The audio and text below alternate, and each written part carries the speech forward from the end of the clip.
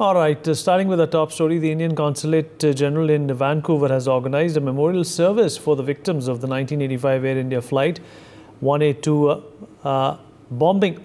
The incident took place on the 23rd of June in 1985 on the Air India flight from Canada to India via London.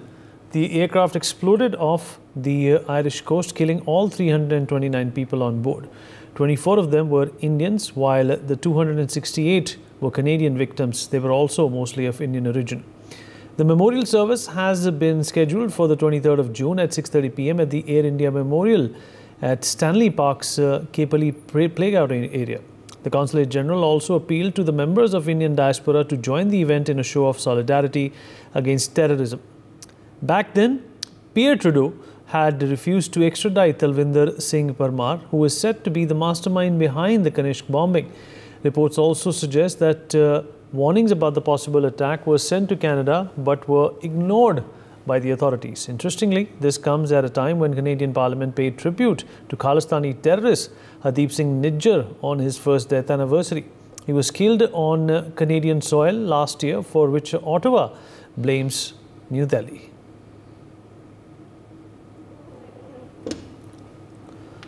Akshit Gupta, my colleague, is joining us on the phone line to talk more about this. Akshit, we've all seen what happened in the Canadian Parliament. You know, there is, of course, a tribute and a solemn silence for a terrorist, but there doesn't seem to be much appreciation or even investigations into what happened during the Kanishka crash.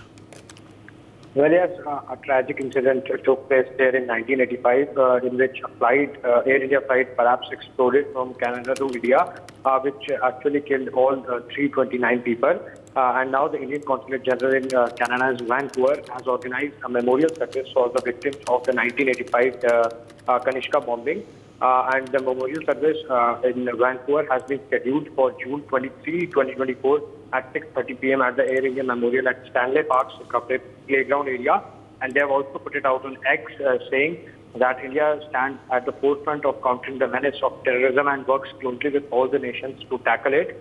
And perhaps, they have also appealed to the members of Indian diaspora in Vancouver to join the event. And, as we know, if I just tell you that Canadian Prime Minister Justin Trudeau's father, Pierre Elliott Trudeau, is known to have started the bitterness, and he had refused to extradite Talvinder Singh Parmar, who was said to be the mastermind behind the Kanishka bombing.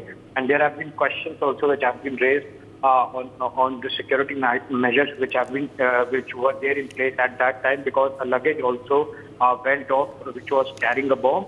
And reports also say that warnings about a possible attack on Air India flight were sent by India to Canada, which were also ignored by Trudeau. Akshay, thank you for joining us.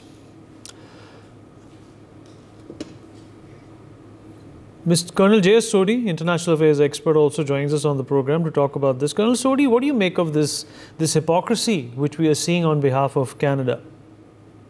Jahan Vineet, it's my honor to be on your esteemed panel.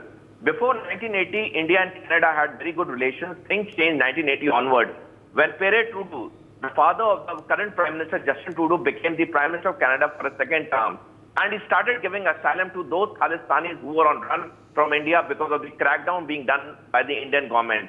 The government of India repeatedly and regularly told Pierre Trudeau to extradite these Khalistanis because they were planning to cause mayhem in India. Well, Pierre Trudeau did not listen to any of the heeds and advice given by the government of India. As a result, in June 1985, the Kanishka exploded off the coast of Ireland, killing 329 people. For many decades after that, the Canadian government under successive prime ministers did not take any action on the perpetrators of this ghastly crime. Ultimately, a few years back, one person was arrested and he was let off very soon after a very short jail term. My salute and respect to the team NewsX, who last year carried out a wonderful program called the Kanishka Files, which laid threadbare the evidence in public domain of how Canada perpetrated these ghastly crimes against India. I think this is clear hypocrisy on the government of Canada, that on one hand, they do not even remember the people who died in the Kanishka air crash, and on the other hand, they are paying tribute to a deadly terrorist Nijjar in their parliament.